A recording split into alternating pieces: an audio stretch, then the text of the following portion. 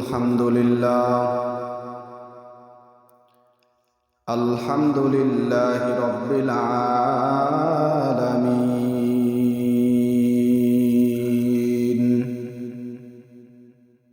والصلاة والسلام على سيد الأنبياء والمرسلين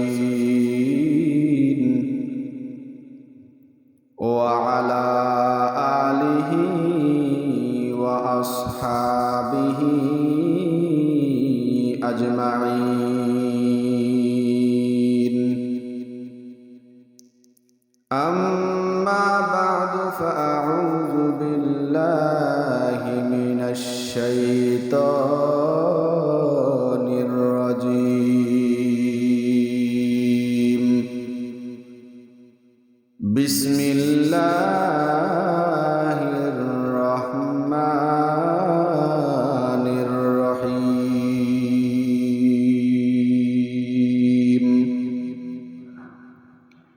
فمن يعمل مثقال ذرة خيرا يره ومن يعمل مثقال ذرة شرا يره.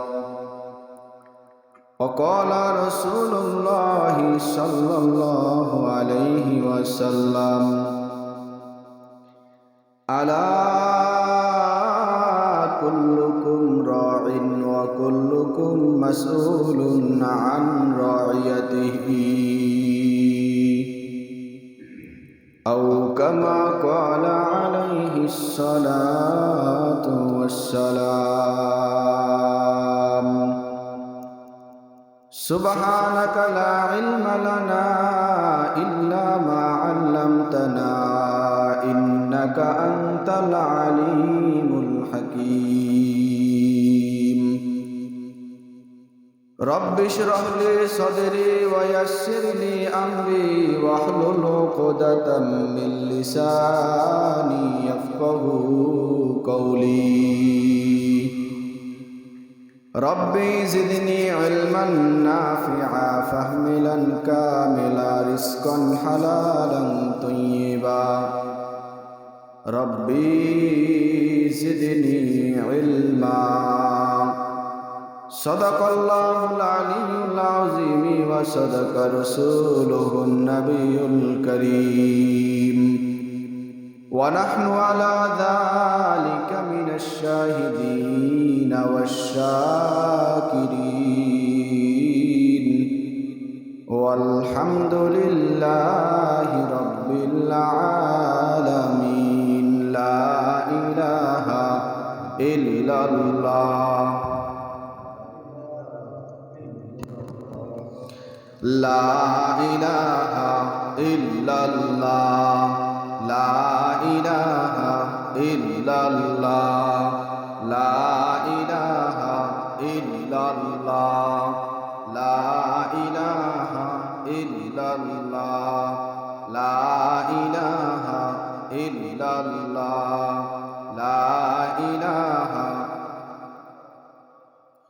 আসমানের মালিক যেই আল্লাহ, জমিনের মালিক সেই আল্লাহ। লা ইলাহা ইল্লাল্লাহ লা ইলাহা ইল্লাল্লাহ লা ইলাহা ইল্লাল্লাহ।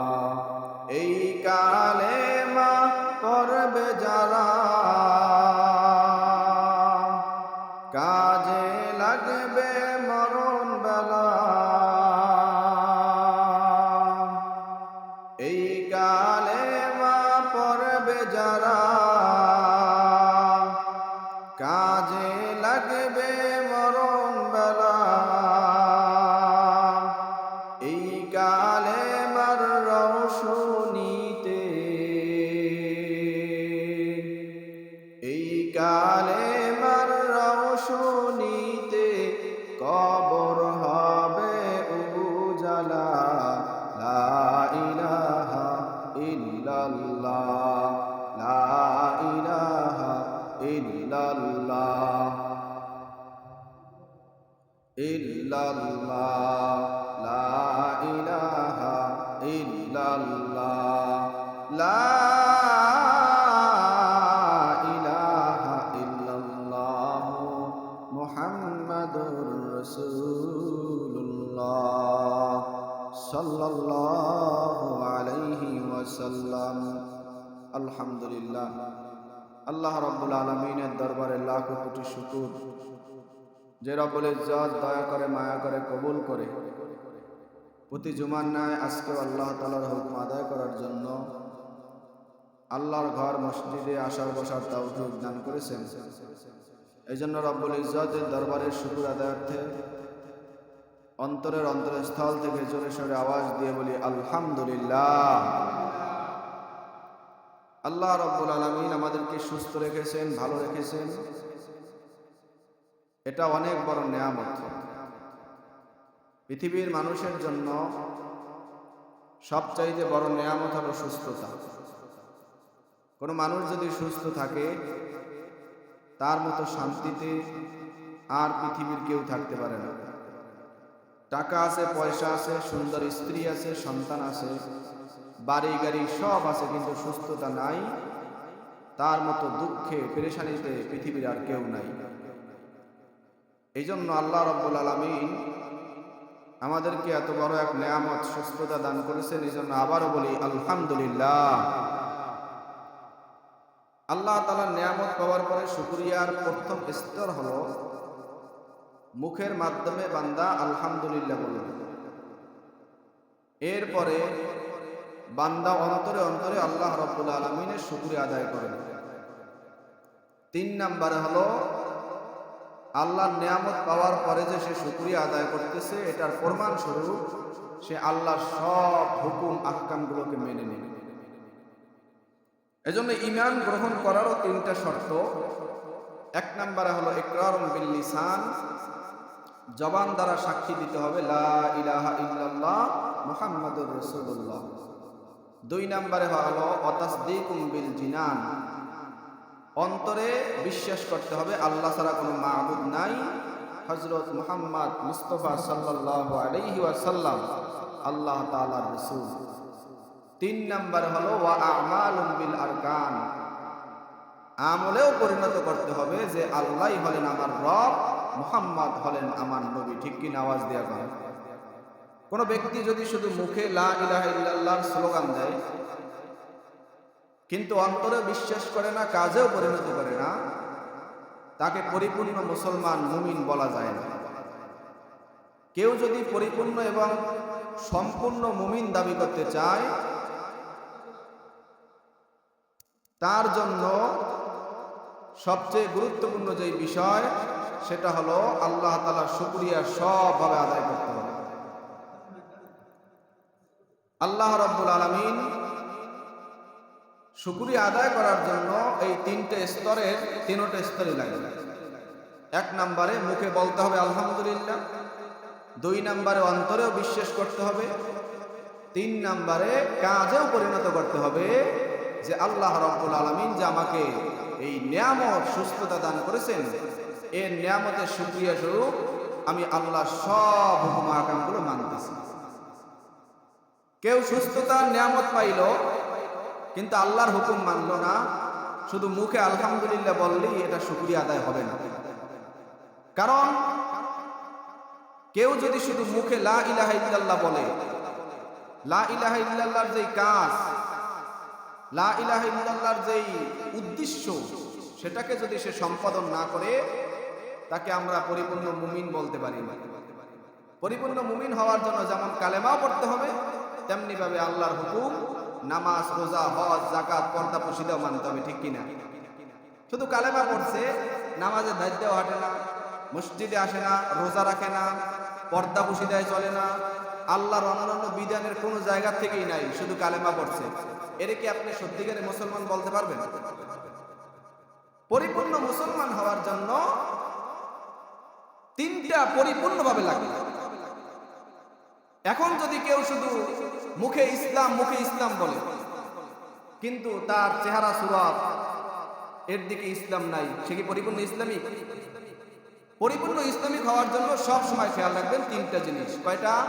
তিনটা। এক নম্বরে মুখেও বলতে হবে, অন্তরে বিশ্বাস করতে হবে, কাজেও পরিণত করতে হবে। এই হলো সত্যিকারের মুমিন। সাহাবায়ে কেরাম বলে আমরা আল্লাহকে ভয় করি, রাসূলকে ভালোবাসি। তাদের স্লোগান ছিল কি? আমরা আল্লাহকে ভালোবাসি, আল্লাহকে ভয় করি এবং রাসূলকেও ভালোবাসি। এই স্লোগান দিয়েই কি তারা চুপচাপ রয়েছেন, নাকি তারা কাজেও প্রমাণ করছেন? প্রমাণ করছে কি করছে না? হযরতে ওমরে ফারুক রাদিয়াল্লাহু তাআলা আনহু রাসূলের মজলিসে বসা, আল্লাহর রাসূল ওমরে ডাক দেয়া কয়, ওমর তুমি আমারে কতটুকু বেশি ভালোবাসো? ওমর কয়, ইয়া রাসূলুল্লাহ, আমার জীবনের থেকেও বেশি ভালোবাসি, কিন্তু আমার মা বাবার থেকে বেশি আপনাকে বেশি ভালোবাসি না। আল্লাহর রাসূল কয়, ওমর এখন পর্যন্ত পরিপূর্ণ মুমিন হতে পারো নাই।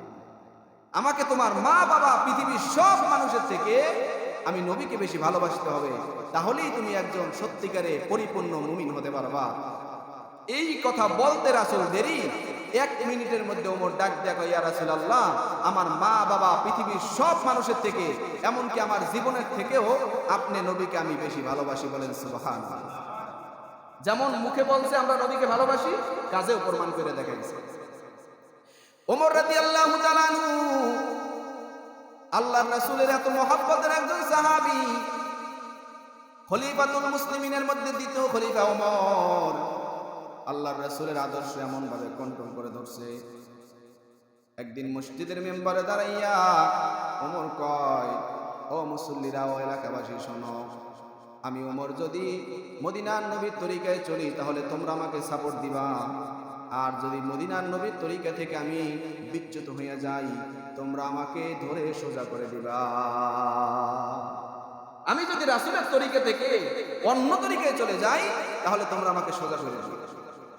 এর মানে সে কাজেও যেমন দেখাইছে রাসূলকে ভালোবাসে, কথায় যেরকম বলছে, কাজেও মেম্বারে বসিয়াও, প্রধানমন্ত্রীর স্তরে বসিয়াও সে বলছে, আমি যদি রাসূলের তরিকা থেকে অন্য পথে চলি, আল্লাহর হুকুম বাস্তবায়নের প্রেক্ষিতে ওটাকে বাদ দিয়ে অন্য পথে চলতে চাই, তোমরা আমাকে সোজা করিয়ে দিও, তোমরা আমার অনুসরণ বাদ দিয়ে দিও, আমাকে বয়কট করিও। কিন্তু যদি আমি রাসূলের তরিকায় চলি, রাসূলের আদর্শ নিয়ে চলি, তাহলে তোমরা আমার অনুসরণ করবা। আল্লাহর রাসূলের এই সাহাবীরা, প্রত্যেকটা সাহাবীর জিন্দেগি মুখে যেমন বলছে রাসূল আপনাকে ভালোবাসি, কাজেও তারা তেমন দেখাই দিয়েছে রাসূলকে ভালোবাসি। এজন্য ইসলামকে গবেষণা করলে, ইসলামিক কিতাবাদি দেখলে এই তিনটা জিনিসকে স্পষ্টভাবে পাওয়া যায় যে শুধু বলার নামই ইসলাম না, বলার নামই মুসলমান না, কাজে পরিণত করার নাম হলো মুসলমান। ঠিক কি না? কাজে পরিণত করতে হবে। কাজের মাধ্যমে বান্দা আল্লাহ তাআলার অলৌকিক যত বিষয় আছে সব দেখতে পায়। কোন বান্দা যদি সারাদিন আল্লাহকে ভয় করে, আল্লাহকে ভয় করে বলে, কিন্তু আল্লাহর ভয় সত্যিকারে তার মধ্যে না থাকে, আল্লাহর ভয়ের যেই মর্ম সেটা কোনোদিন সে বুঝতে পারবে না। কিন্তু সে যদি আল্লাহর ভয় বোঝার জন্য চেষ্টা করে, আল্লাহ রাব্বুল আলামিনকে সত্যিকারে ভয় করে, তাহলে সে কোনোদিন গুনার দিকে যাইতে পারবে না। ঠিক কি না? এক আল্লাহর বান্দা মজলিসের মধ্যে তার একজন মুরিদকে বেশি ভালোবাসে। সব মানুষ আশ্চর্য হয়ে গেছে, বলে আপনি কেন আপনার এই মুরিদকে এত বেশি ভালোবাসেন? তার চাইতে তো আমরা বড় আলেম, বড় বুঝমান, আপনি কেন তাকে বেশি ভালোবাসেন? হুজুর কয়, ঠিক আছে বুঝবা আমি কেন তাকে বেশি ভালোবাসি জানো? কারণ আল্লাহ বলছেন, ইন্না আকরামাকুম ইনদাল্লাহি আতকাকুম, আমি আল্লাহর কাছে সবচাইতে পছন্দের মানুষ, সবচাইতে শ্রেষ্ঠ মানুষ হলো সে যে আমি আল্লাহকে বেশি ভয় করে, সেই হলো আমি আল্লাহর কাছে সবচাইতে শ্রেষ্ঠ। তার চেহারা সুরাত ভালো লাগবে না, তার শরীরের গঠন ভালো লাগবে না, তার বড় উচ্চ বংশের হওয়ার প্রয়োজন নাই, যে আমি আল্লাহকে বেশি ভালোবাসবে সেই হলো আমার কাছে প্রিয়। ঠিক কিনা? ওই আল্লাহর ওলি বললেন, ঠিক আছে তাহলে পরীক্ষা করা যাক, আমি কেন তাকে ভালোবাসি। কিচ্ছু বললেন না। তাহলে তাদেরকে বললেন, তোমরা এদিকে আসো। প্রত্যেকের কাছে একটা মুরগি দিয়ে দিলেন, বলে যে এইটাকে তোমরা জবাই করে নিয়ে আসো। শর্ত হলো কেউ যেন না দেখে, এমন জায়গায় যেয়ে জবাই করবা কেউ যেন এই মুরগির জবাইটাকে না দেখতে পায়। পরের দিন সবাই আস্তে করে গোপনে সবার স্থান থেকে জবাই করে নিয়ে আসে। আসার পরে হুজুরের কাছে রাখছে, কিন্তু ওই যে ছোট্ট বাচ্চা, ছোট্ট একটা আল্লাহর বান্দা, সে মুরগিটারে যেতা আবার হুজুরের কাছে নিয়ে আইসে। হুজুরের কাছে বলে, হুজুর, পৃথিবীর মধ্যে এমন কোন জায়গা নাই যেই জায়গায় গেছি কিন্তু আমার আল্লাহ নাই, এটার কোনো জায়গা আমি পাই না। পুষ্করির মধ্যে ডুব দিছি, সেখানেও দেখি আমার মাওলা। রাতের অন্ধকারে তাহাজ্জুদের টাইমে উঠিয়া জবাই করার জন্য দাঁড়াইছি, সেখানেও দেখি আমার আল্লাহ। আমি এমন কোন জায়গা পাইলাম না যেখানে আমার মাওলা নাই, সুতরাং আমার মাওলা সব জায়গায় দেখে, আমি আর মুরগিটারে জবাই করতে পারলাম না। বলেন সুবহানাল্লাহ। হুজুর ডাক দিয়ে কয়, ও মুরিদরা শোনো, তোমরা তো বলছো কেন আমি তাকে বেশি ভালোবাসি জানো, দেখো দেখো এই প্রমাণ নাও আমি যে ওকে বেশি ভালোবাসি, কারণ ওর মধ্যে আল্লাহর ভয় বেশি। বলেন সুবহানাল্লাহ। ও আল্লাহর বান্দারা, এখন বলেন, এই আল্লাহর দরবারে থাকিয়া এই যে একটা কেরামত দেখলো, একটা ভালো মানুষের চরিত্র দেখলো, পাশাপাশি যারা ছিল তারাও কি আল্লাহর ভয় ঢুকাইছে কি ঢুকাইছে না? দেখে যে পীরের কাছেও মহাব্বতের ভালোবাসার পাত্র হওয়ার জন্য আল্লাহর ভয় যত বেশি থাকবে, পীরও তত বেশি ভালোভাবে, আল্লাহও তত বেশি ভালোভাবে। সুতরাং সবাই একটা মানুষের মাধ্যমে সংশোধন হয়ে গেছে, ঠিক কিনা? এইটাই হলো আল্লাহর কাছে সর্বশ্রেষ্ঠ মানুষ, যারা আল্লাহকে ভয় করে। সাহাবায়ে কেরাম বেশি আল্লাহকে ভয় করছে, আল্লাহর কাছে শ্রেষ্ঠ হয়ে গেছে। এই জমিনের ভিতরেও বর্তমানেও যারা আল্লাহকে বেশি ভয় করবে, আল্লাহ তাআলা তাদেরকে পৃথিবীর মধ্যে সর্বশ্রেষ্ঠ মানুষ হিসেবে কবুল করে নেবেন, ঠিক কিনা? এজন্য আল্লাহর ভয়ের সবচেয়ে বড় মাস সামনে আসতেছে। কি মাস? আরো জোরে কোন? রমজান মাস। এখন চলে শাবান। শাবানের আজকে 3 তারিখ। কয় তারিখ? 3 তারিখ। শাবান মাস অত্যন্ত গুরুত্বপূর্ণ একটা মাস। এই মাসের পূর্বে রজব গেছে। রজব মাসের শুরুতেই আমার আপনার হাবিব মুহাম্মদুর রাসূলুল্লাহ সাল্লাল্লাহু আলাইহি ওয়াসাল্লাম একটা দোয়া পড়তেন, সাহাবায়ে কেরামদেরকেও পড়াইছেন। আল্লাহুম্মা বারিক লানা ফি রজব ওয়া শাবান ওয়া বাল্লিগনা রমাদান। আয় আল্লাহ, আপনি রজব আর শাবান মাসে বরকত দেন আর রমজান পর্যন্ত আমাকে পৌঁছাইয়া দেন। বলেন আমিন। এই দোয়া রাসূল সব সময় করতেন, সাহাবায়ে কেরামদেরকেও শিক্ষা দিতেন। রজব মাস চলে গেছে, শাবান মাস শুরু হয়ে গেছে। হাদিসের ভিতরে আসছে আল্লাহর রাসূল শাবান মাসকে এত বেশি গণনা করতেন, অন্য কোন মাসকে এমন গণতেন না। বারে বারে গুনে গুনে দেখতেন কয় তারিখ আজকে, শাবান মাসের 3 তারিখ, আবার 2 দিন পর 3-4 তারিখ, মাঝে মাঝেই গুনতেন কোন দিন রমজান এসে পড়ে বলাও তো যায় না। সব সময় আল্লাহর মোহাব্বত নিয়ে শাবান মাসকে রাসূল বড় প্রাধান্য দিতেন। দুনিয়ার সব মানুষদেরকে আল্লাহর রাসূল আদেশ দিয়ে গেছেন, ও আমার উম্মতেরা, তোমরা শাবান মাসকে আমি নবীর মতো প্রাধান্য দিবা, কেমন যেন তোমরা সবাই রমজানের জন্য অপেক্ষামান আছো। বলেন সুবহানাল্লাহ। নেক আমলের প্রতি যদি বান্দা উদ্বুদ্ধ থাকে, নেক আমল করার জন্য দিল যদি সবসময় তৈয়ার থাকে, এটা আল্লাহ দেখে কি দেখে না? আপনি নেকের জন্য বারে বারে গণনা করতেছেন, কবে আসবে এই তারিখ, কবে আসবে এই তারিখ, আল্লাহ দেখতেছে। আল্লাহ বলে, বান্দা, রমজানের লিপসায়, রমজানের লোভে তুই বারে বারে গোনো, শোন আজকে থেকেই তোর রমজানের যে সওয়াব আমি শাবান মাস থেকেই তোর এই দিলের চাহিদা অনুযায়ী আমি তোকে দিয়ে দিলাম। বলেন সুবহানাল্লাহ। আল্লাহ পারে কি পারে না? নির্বাচন কবে আসবে, যারা প্রার্থী, যাদের ভোটের হালত ভালো, এরা তো খালি কবে নির্বাচন আসবে, আজকে কয় তারিখ, 3, সামনে 4, 12 তারিখ নির্বাচন, খালি গুনতে থাকে। এর মানে বোঝা গেল নির্বাচনটা নিয়ে তার বড় দিলের বড় তামান্না, কেমন যেন নির্বাচনটা আইলেই সে একটা হাত ছেড়ে বাঁচে। আল্লাহ কয় রমজান মাসটা হলো শ্রেষ্ঠ মাস, রমজান মাসটা হলো একটা অফারের মাস, রমজান মাসটা হলো বান্দার জান্নাত পাওয়ার মাস। ওই মাসের লিপসায় যারা থাকবে, রজব থেকে শুরু করে রমজানের মধ্যে এই 3 মাসের মধ্যে আমি আল্লাহ তার আমলনামায় রমজানের সওয়াবই দিতে থাকবো। বলেন সুবহানাল্লাহ। শর্ত হলো লিপসা থাকতে হবে, লোভ থাকতে হবে, বারে বারে দোয়া করতে হবে, আল্লাহুম্মা বারিক লানা ফি রজব ওয়া শাবান ওয়া বাল্লিগনা রমাদান। এই আরবি না পারলেও হাত উঠে আল্লাহর কাছে বলবেন, আল্লাহ, রমজানের এই রজব আর শাবানে বরকত দেন আর রমজান পর্যন্ত দয়া করে মায়া করে আমারে পৌঁছে দেন। বলেন সুবহানাল্লাহ।